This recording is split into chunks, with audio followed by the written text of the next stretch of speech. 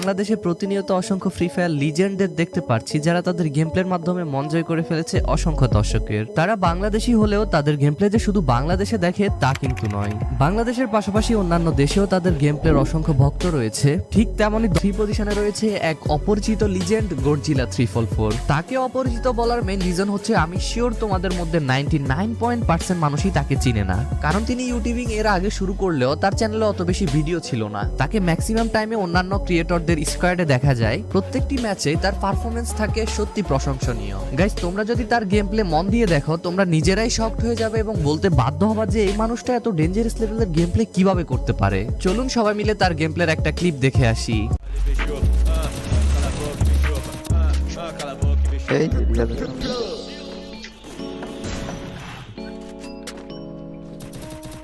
যাই হোক গাইজ, আমাদের আজকের ভিডিওর নাম্বার 2 পজিশনে রয়েছে বাংলাদেশি একজন পিসি লিজেন্ড অ্যাস্টেটাইন। অ্যাস্টেটাইন কতটা ডেঞ্জারাস লেভেলের প্লেয়ার এটা হয়তো আমাকে নতুন করে বলা লাগবে না, কারণ কাস্টম বলুন বা ফুল ম্যাপ সে সব সময় রেড শট দিয়ে গেম প্লে করে থাকে। তিনি যে শুধু নরমাল গেম প্লে করে তা কিন্তু নয়।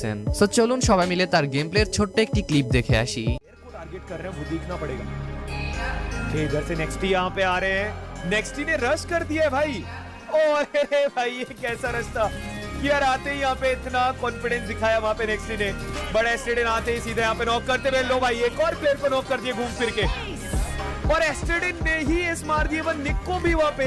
দেখতে দেখতে চলে এসেছি আজকের ভিডিওর নাম্বার 1 পজিশনে, গেমিং উইথ নাইম। তোমাদের মধ্যে যারা নতুন ফ্রি ফায়ারে জয়েন করেছো তারা হয়তো এই মানুষটিকে চিনবে না, কিন্তু যারা পুরনো ফ্রি ফায়ার প্লেয়ার রয়েছে তারা অবশ্যই এই মানুষটিকে চিনবে, কারণ Naim Alam is a most dangerous free fire player in Bangladesh.